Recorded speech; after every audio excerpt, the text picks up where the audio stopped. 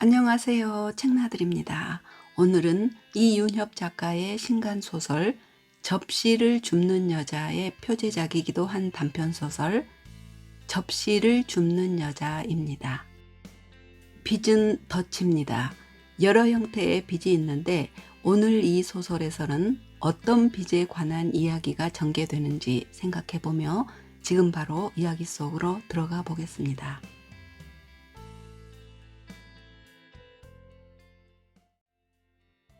저기요, 잠깐만요.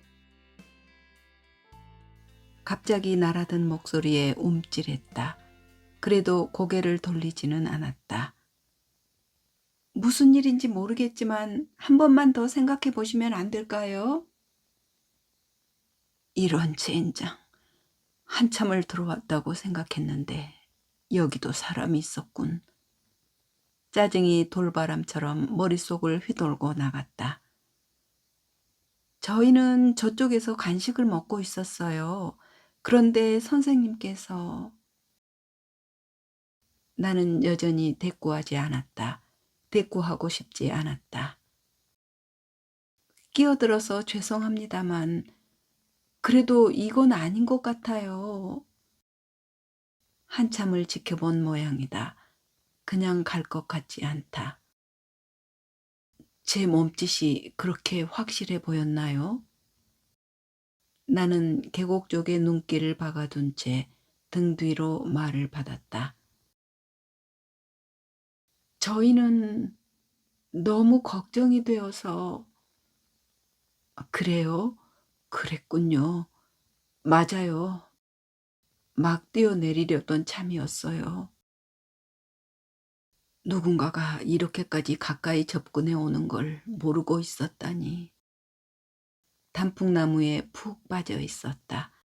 바위투성이 능선에서 왼쪽으로는 완만한 경사면을 따라서 갈참나무 숲이 울창하다. 그 갈참나무 군락 속을 찬찬히 들여다보면 키 작은 단풍나무들이 여기저기 보석처럼 박혀 있다. 붉게 물든 단풍잎들이 너울너울 석양빛을 뒤집을 때마다 꿈길을 걷고 있는 것만 같았다. 점점 몸이 더 가벼워져서 단풍나무 위로 날아가는 느낌마저 들었다. 능선 오른쪽으로는 깎아지른 낭떠러지가 발밑의 긴장을 잔뜩 움켜잡고 있다. 벼랑 끝으로 몸이 점점 기울고 있는 것을 등산객들이 본 모양이다. 좀 더 깊이 들어갔어야 하는 건데. 그녀의 참견이 못마땅했지만 끼어들지 말라고 소리쳐서 민망하게 만들고 싶지는 않았다. 그런다고 속이 후련해질 것 같지도 않았다. 위쪽으로 살짝 몸을 틀었다. 그러자 그녀가 가까이 다가와서 홀로 선 소나무에 등을 기대고 자리를 잡았다. 세상과 담을 쌓은 채 살아온 날들이 20년을 넘었다. 인간관계가 모두 차단되었고 스스로를 울분과 체념 속에 가둘 수밖에 없었다. 하루하루가 1년, 2년이 되었고 5년, 10년을 채우더니 20년을 훌쩍 넘겨버렸다. 몸도 마음도 무기력해졌다.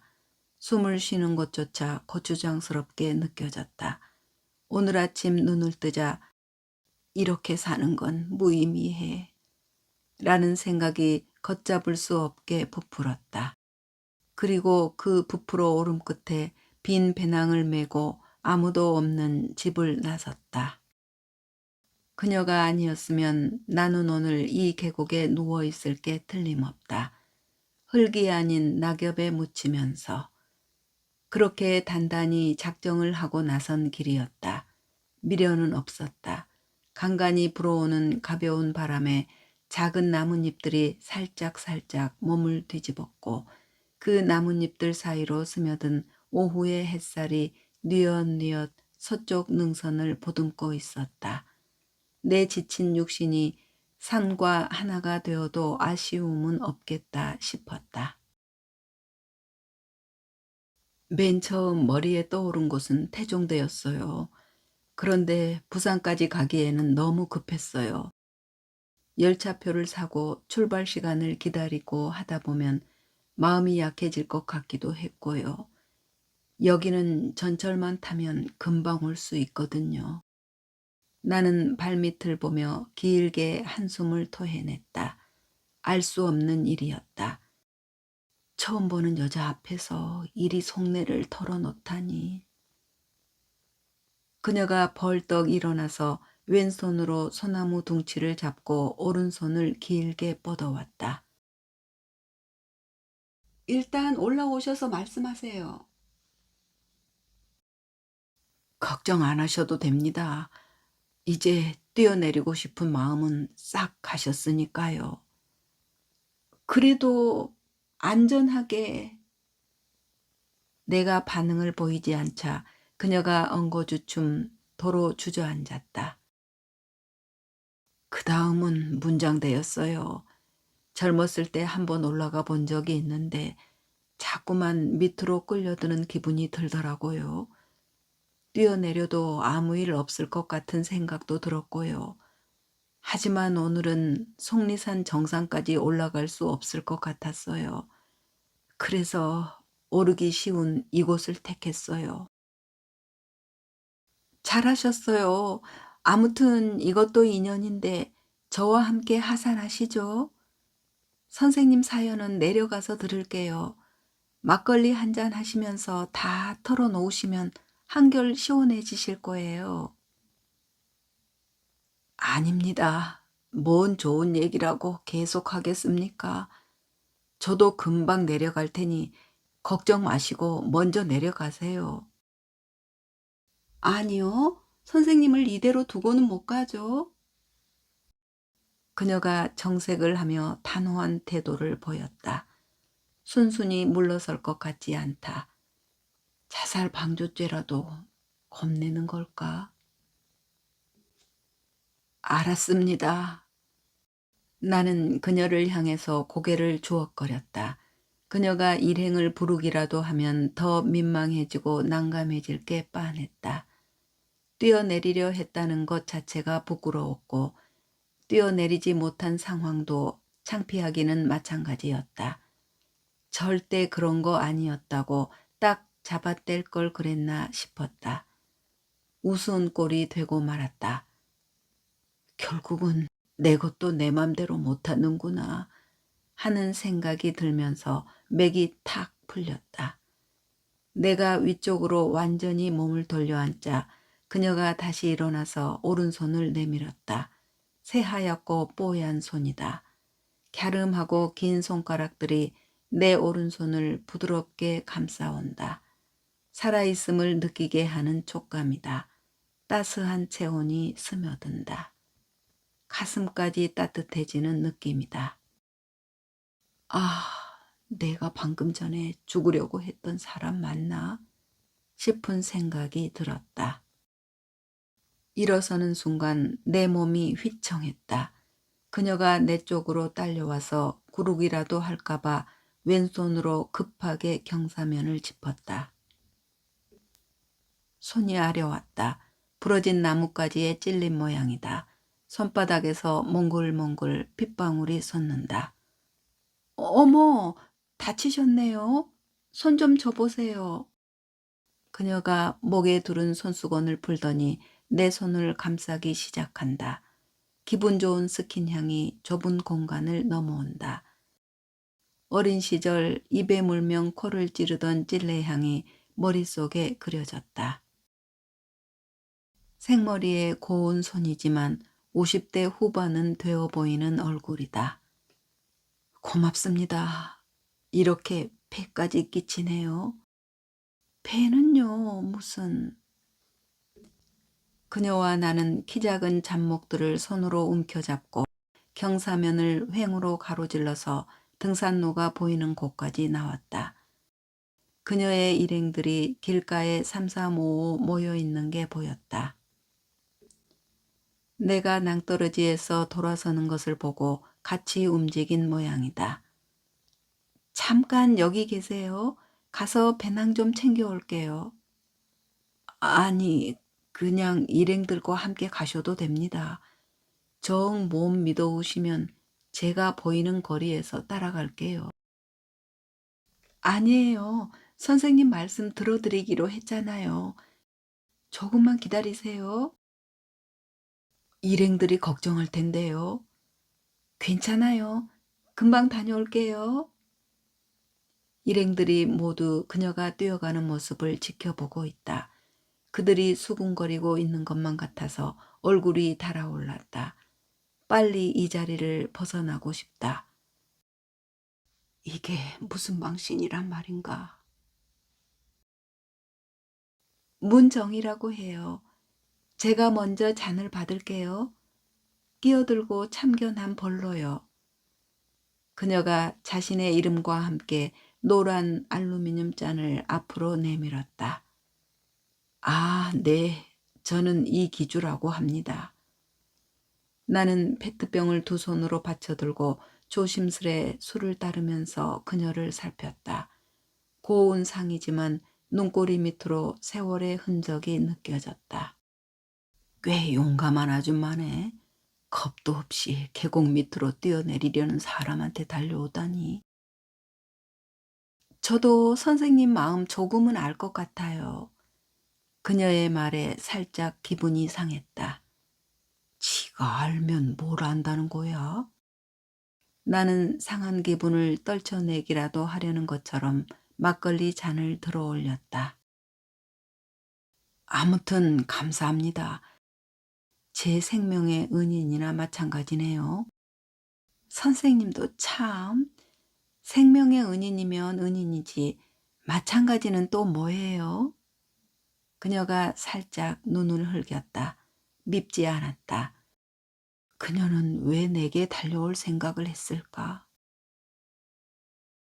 일행 중에는 젊은 남자들도 여럿 있던데 왜 굳이 나이 든 여자가 달려왔을까? 무엇이 그녀를 움직이게 했을까? 아무튼 적극적인 성격임이 틀림없어 보인다. 오늘 같은 날의 말동무로서 나쁘지 않을 것 같다는 생각이 들었다. 누군가에게 털어놓는다는 것이 해결책은 될 수 없겠지만 기분만은 가벼워지지 않을까 싶었다. 그래, 손해볼 것도 없잖아. 나는 머릿속의 분주함을 털어내고 그녀의 시선을 정면으로 맞받았다. 정희 씨는 얼굴이 좋아 보이시네요. 그래요? 걱정이라고는 없는 사람처럼 보이나요? 사람들과 어울려서 산에 다닐 정도면 행복하게 사시는 거 아닌가요? 죽지 못해 사는 사람도 산에는 다녀요. 선생님도 오셨잖아요. 하긴 그러네요. 산이 아니었으면 저도 견디지 못했을 거예요. 선생님을 죽고 싶도록 힘들게 하는 건 대체 뭔가요? 그녀가 막걸리 잔을 들어 올리면서 이제 들을 준비가 다 되었다는 눈빛을 보내왔다. 나도 그녀의 질문을 받겠다는 뜻으로 막걸리 잔을 들어 올렸다. 사는 게 무의미하다는 생각이 들어서요. 나는 막걸리 잔을 도로 내려놓으면서 시선도 함께 떨구었다. 숙제를 못 해온 초등학생이 선생님 앞에서 고개를 숙인 것처럼. 단지 그런 이유 때문이라고요? 여자는 정말 어이없네 하는 표정을 지었다. 참 한심하네 하는 표정도 이어갔다. 그러다가 이내 이쪽에서 무안해하지 않을 정도로 얼굴을 바꾸었다. 선생님 말씀은 결국은 아무 문제도 없다는 뜻이잖아요. 큰 병이 드신 것도 아니고 파산을 하신 것도 아니고 병이 없고 파산을 안 했으면 살만한 건가요? 아니, 듣다 보니까 제가 화가 나려고 하네요. 여자가 정색을 하고 다가앉으며 술잔을 내밀었다. 너 이제 단단히 각오해 하는 것 같았다. 나도 얼떨결에 술잔을 들어서 그녀가 내민 잔에 부딪혀 갔다. 선생님, 저 같은 사람도 살고 있어요. 술잔을 비운 여자가 내 눈을 똑바로 보면서 목소리에 그림자를 깔았다. 무슨 말씀이시죠? 그녀는 그게 뭔 소리냐는 내 반문에는 아랑곳하지 않고 질문을 쏟아내기 시작했다. 아들이 아픈가요? 아니요. 그럼 아들이 대학에 못 갔나요? 아니요. 나름 명문대학을 나왔죠. 딸이 아픈가요? 아니요. 딸이 대학에 못 갔나요? 아니요. 딸도 좋은 대학을 졸업했고요. 며느리가 마음에 안 드셨나요? 아들놈은 아직 미혼입니다. 사위가 마음에 안 드셨나요? 딸도 아직 결혼 전입니다. 부인이 아픈가요? 아니요. 부인이 바람을 피웠나요? 아니요. 그럼 선생님의 진짜 문제는 뭔가요? 사실은 20여 년 전에 완전히 쫄딱 망했습니다. 아, 그래요? 사업을 하셨군요. 아니요, 사업을 한 건 아니고요. 그냥 평범한 월급쟁이였어요. 월급쟁이가 뭐 망할 게 있나요? 실직을 하셨단 얘기인가요? 아니요, 실직을 한 것도 아니고요. 원인은 아직도 모릅니다. 원인을 모른다고요? 어느 날 눈을 떠보니 망해 있더라고요. 그게 무슨 말씀이세요? 빚쟁이들이 벌떼처럼 몰려왔거든요. 빚쟁이들이요? 빚쟁이들은 형제들이며 친척들이며 친구들이며 직장 동료들이며 끝이 없었다. 모두들 하나같이 마누라에게 돈을 빌려줬다는 거였다. 마누라가 적게는 몇백만 원에서부터 많게는 억대에 이르기까지 수많은 사람들의 돈을 빌렸다는 이야기였다. 집에 아픈 사람이 있는 것도 아니고 무슨 큰일이 생긴 것도 아닌데 아내가 그 많은 돈을 왜 빌렸는지 또 그 돈을 다 어디에 썼는지 알 수가 없었다. 남편인 나에게는 한마디 상의도 없이 그 많은 돈을 빌렸다는 게 믿기지 않았다. 하지만 마누라 이름의 차용증들이 제시되었고 마누라도 이를 부인하지 않았다. 아내분은 그 많은 돈을 어디에 썼대요? 모릅니다. 그 얘기는 한 번도 듣지를 못했으니까요. 네? 그건 또 무슨 말씀이세요? 아내는 그 얘기만 꺼내면 히스테리 발작 증상을 보이다가 기절해 버리곤 했으니까요. 매번. 매번이요? 네, 매번. 그래서 20년도 더 지난 지금까지 그 돈이 어디로 갔는지 모르고 있습니다. 아내분에게 죽어도 밝힐 수 없는 무슨 곡절이 있나 보네요. 뭐 그럴 수도 있겠죠. 하지만 부부가 아닙니까? 그러게요. 털어놓고 같이 헤쳐나가는 게 정답일 텐데요. 비난의 대상은 돈이 다가 아니었다. 물론 빌린 돈을 돌려주지 못하는 게 가장 큰 문제였지만 거기다가 그 돈들이 다 어디로 갔는지 돈을 빌려준 사람들한테 설명할 수조차 없다는 게 또한 문제였다. 돈의 향방을 제대로 설명하지 못하자 돈을 떼인 사람들은 우리가 그 돈을 어딘가에 숨겨놓고 거짓말을 하는 거라고 다그쳤다. 나라도 그리 생각했을 게 틀림없다.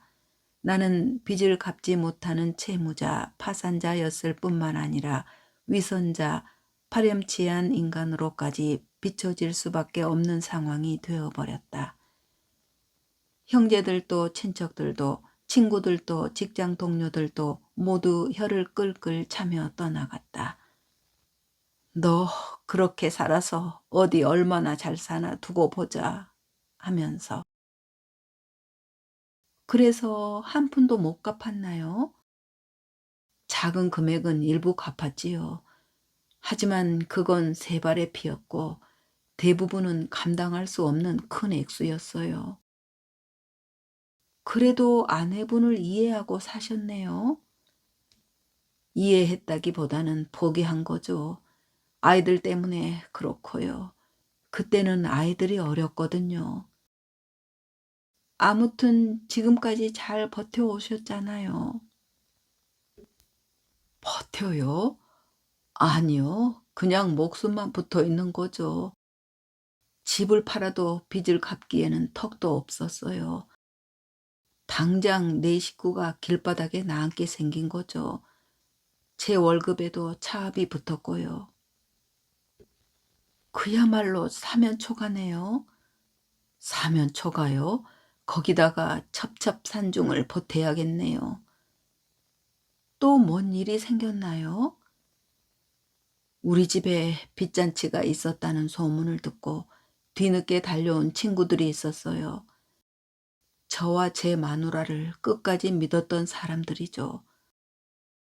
아, 정말 첩첩산중 맞네요. 이때는 정말 화도 나지 않았다. 그냥 헛웃음만 실실 흘리고 다녔다. 하루 종일 실성한 사람처럼. 그런데 아내가 빚받으러 온 사람들한테 버럭버럭 화를 냈다. 자기한테 조용히 말하면 될 것을 가지고 왜 남편이 알게끔 일을 만들고 있냐고. 그야말로 적반하장도 유분수였다. 이때도 아내분은 돈을 어디에 썼는지 말 안 했나요? 말 안 했어요. 그 돈들이 다 어디로 갔는지 말은 안 하면서 돈을 돌려달라고 온 사람들한테 악다구니를 퍼부었으니 그 상황이 어떻게 되었겠어요. 모든 비난의 화살이 선생님한테 쏟아졌겠네요. 다 제 집안 일이니 어쩌겠어요.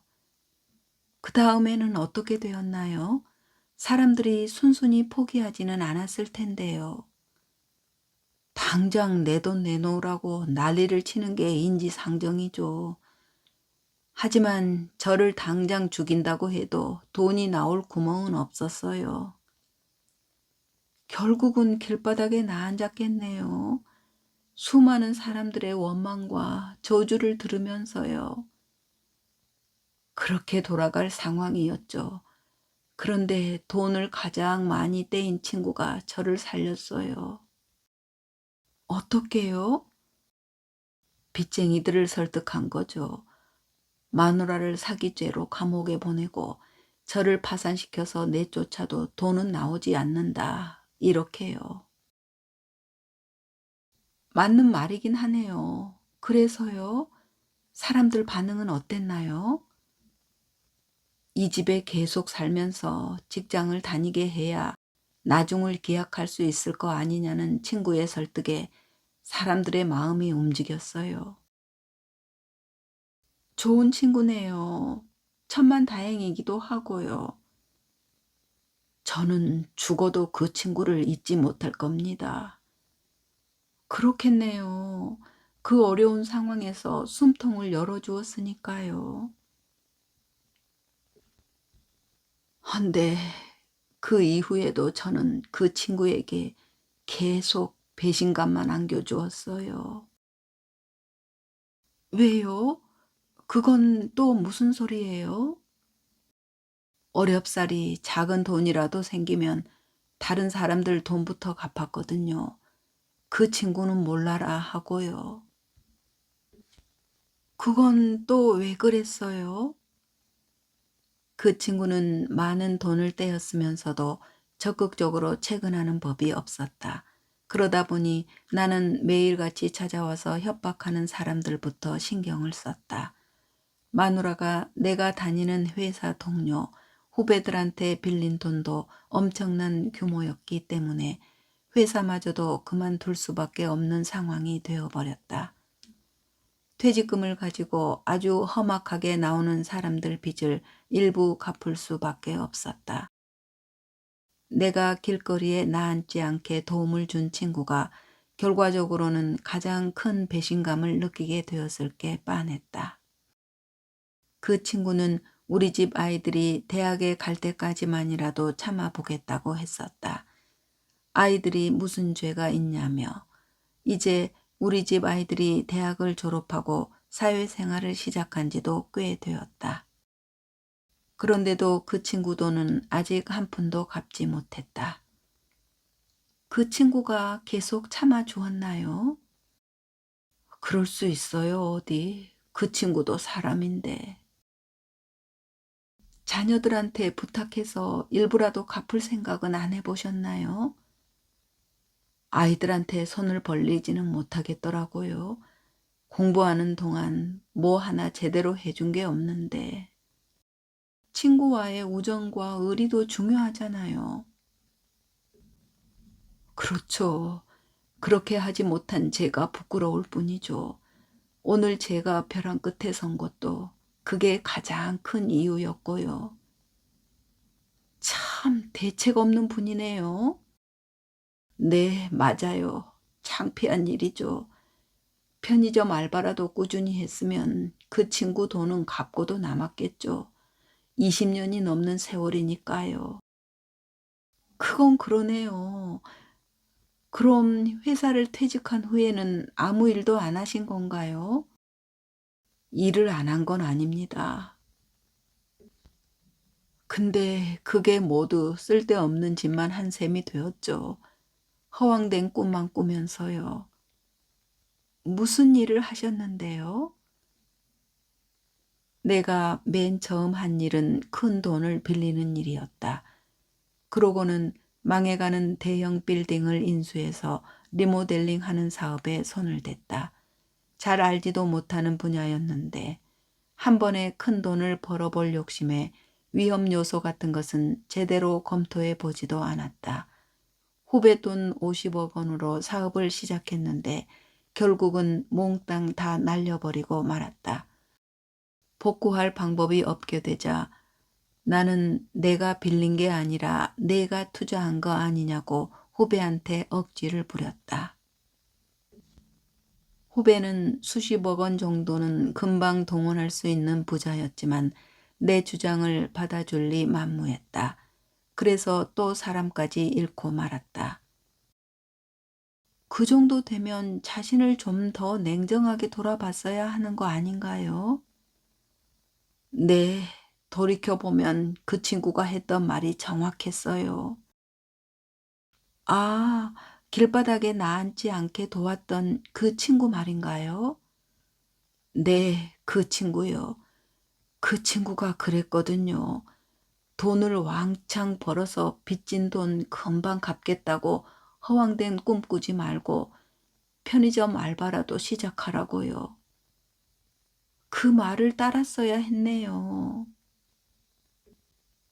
그런 셈이죠.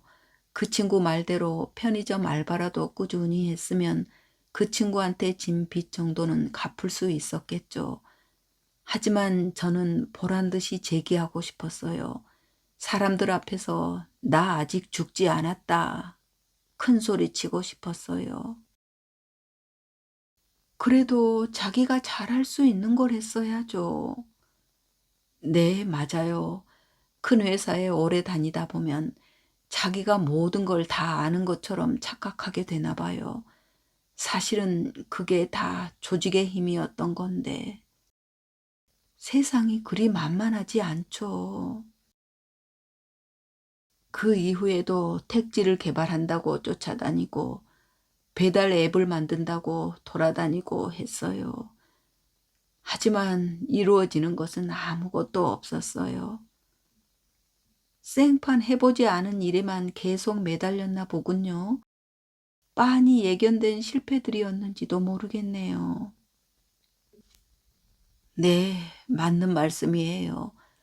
큰 거 한 방에 유혹에 매달려서 쫓아다니다 보니 모든 것이 헛꿈이 되고 말았죠.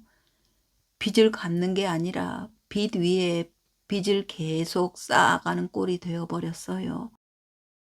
마누라 때문에 시작된 일인데 결국에는 제가 그 위에 더 큰 빚더미를 얹고 말았지요.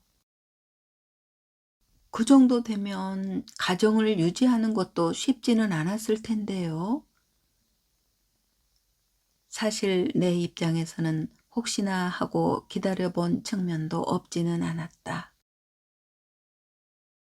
시간이 지나면 마누라가 돈의 행방을 털어놓을 수도 있지 않을까 하는 생각에서였다. 부동산에 투자해서 묶였을 수도 있는 일이었으니까.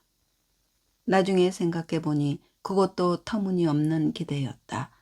토지 같은 데에다가 투자를 했다면 등기에 이름이 오르게 되었을 테고 세금도 내야 했을 게다. 그런 게 전혀 없었다. 차명으로 했을 수도 있잖아요. 글쎄요. 거기까지는 저도 알 수 없는 일이죠. 아내분도 뭔가 하기는 했을 거 아니에요? 하기는 했죠.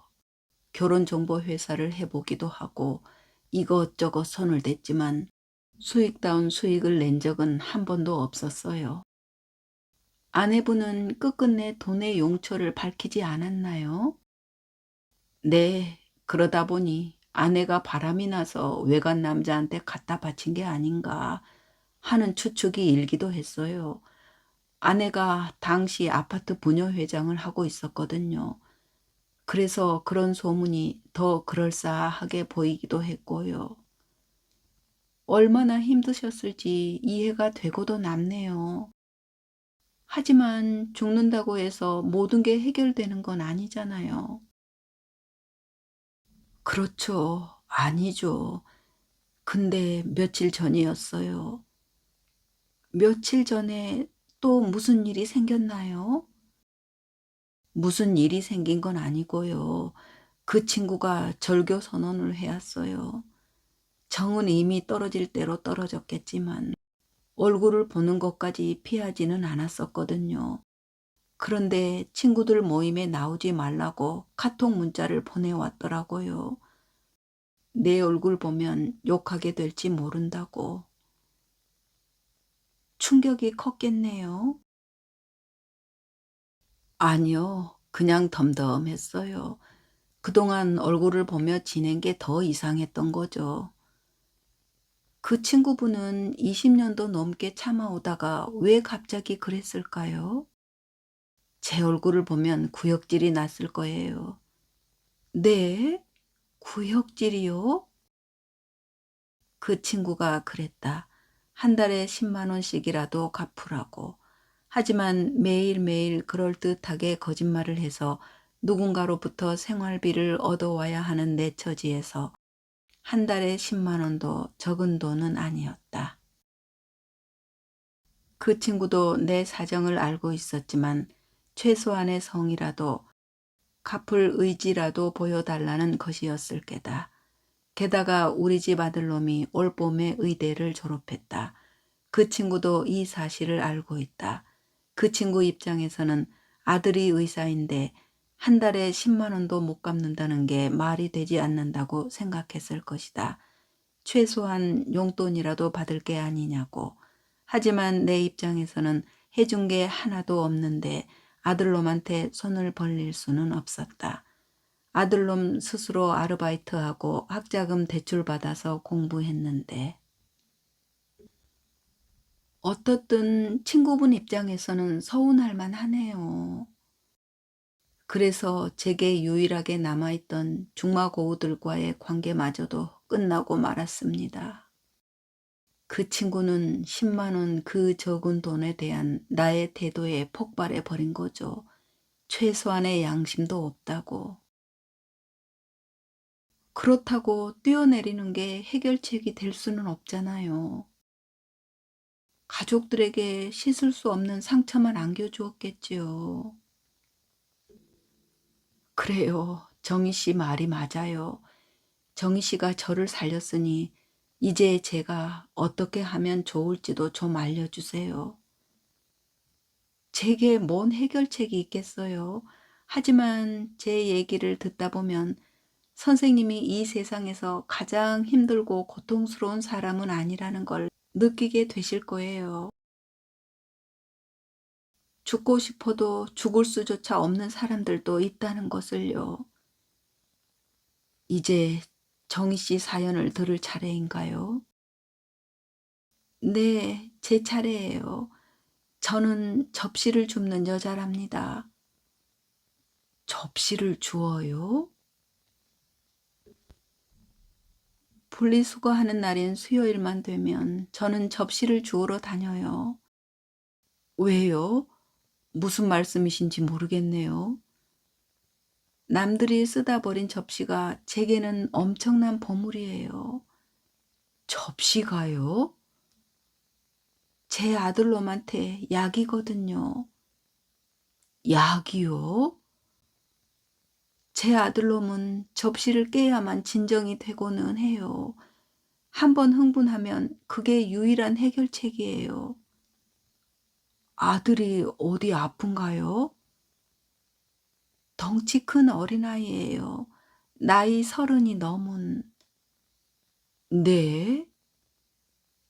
자폐증이래요. 30년 넘게 자신만의 세계에 갇혀서 빠져나오지 못하고 있어요. 여자의 눈시울이 붉어지기 시작했다. 목소리도 떨려왔다. 자폐증이라니.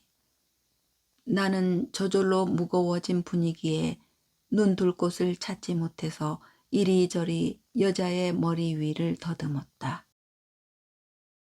제가 왜 좀 전에 아들, 딸, 사위, 며느리에다가 사모님까지 들먹였는지 이제는 아시겠지요? 네, 정희 씨. 드릴 말씀이 없네요. 제가 어떤 말을 해도 위로가 되지는 않겠네요. 아들놈은 한 번 수틀리면 의미를 알 수 없는 괴성을 질러가며 접시를 찾겠다고 온 집안을 뒤지고 다녀요. 그러고는 접시를 하나하나 바닥에 내리쳐서 모조리 깨뜨리고 나서야 진정이 되고는 해요. 이제 수요일마다 접시를 주우러 다니는 일은 아들놈을 위한 저의 간절한 기도가 되어 버렸어요. 제가 한없이 부끄러워지네요. 제 아픔을 아픔이라고 엄살을 떨었던 게 아니에요. 저마다 자기 아픔은 이 세상에서 가장 큰 거죠. 자식의 일만은 좀 다르죠.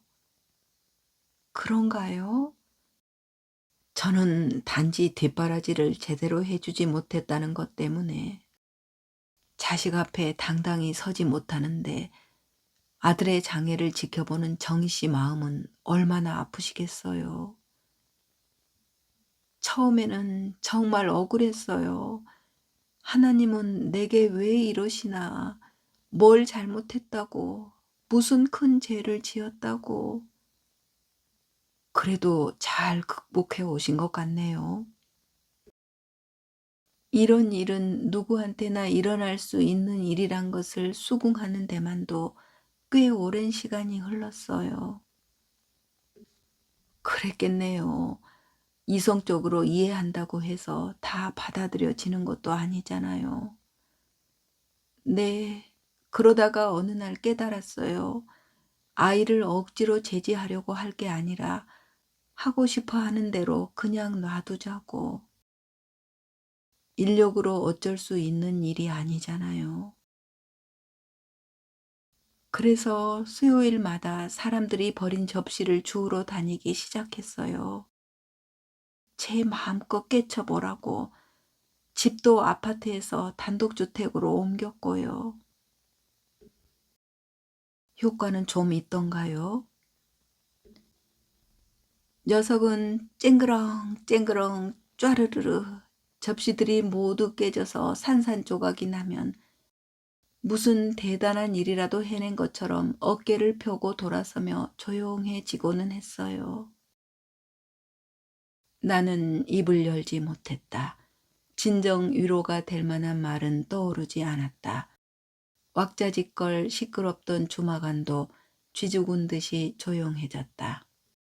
산 밑에 작은 식당이라서 손님들이 수상한 남녀의 벌거벗은 대화를 모두 엿들은 모양이다.